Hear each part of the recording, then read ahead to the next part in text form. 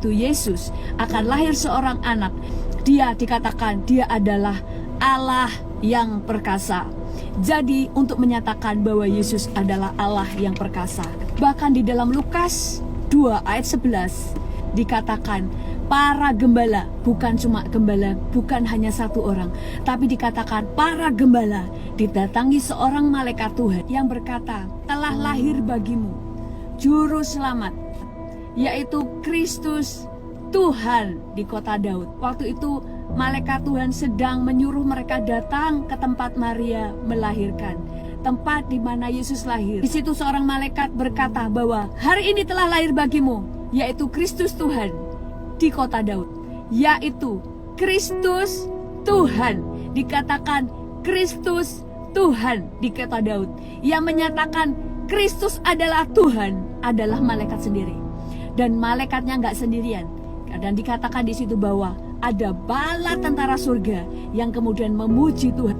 Kemudian seorang nabi bernama Zakaria punya istri, yaitu Elisabet.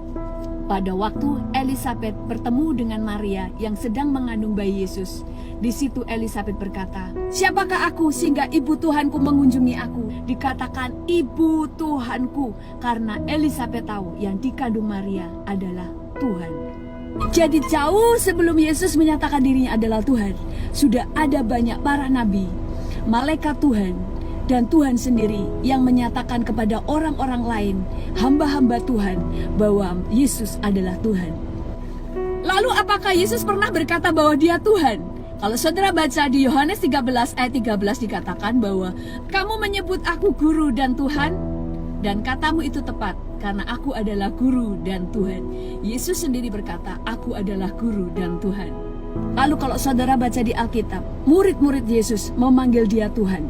Petrus memanggil Yesus sebagai Tuhan. Pada waktu itu dia berkata, Tuhan, sampai berapa kali aku harus mengampuni saudaraku yang bersalah kepadaku?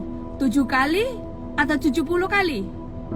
Jadi Petrus memanggil Yesus Tuhan, dan Yesus tidak pernah menolak dan menegur Petrus dengan berkata, jangan panggil aku Tuhan, karena aku bukan Tuhan. Bahkan beberapa orang yang ingin disembuhkan Yesus, mereka memanggil Yesus sebagai Tuhan. Mereka memanggil Tuhan, dan Tuhan tidak pernah menolaknya. Yang pertama dari pelajaran ini, di Alkitab selalu ditulis, keterangan 2-3 orang saksi, maka perkara itu adalah sah.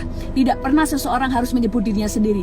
Itu sebabnya kalau Yesus menyebut dirinya sendiri Tuhan, tanpa ada pernyataan dari malaikat dan Tuhan sendiri kepada banyak orang, maka kesaksian dia itu tidak sah. Kita percaya kepada Tuhan oleh karena jauh sebelum Yesus lahir, jauh sebelum Yesus menyatakan dirinya bahwa dia Tuhan, sudah ada banyak pernyataan bahwa Yesus itu adalah Tuhan, bahwa Kristus itu adalah Tuhan. Sampai hari ini pun tidak ada seorang pun orang Kristen yang berani berkata, saya seorang nabi, kalau tidak ada orang lain yang meneguhkannya.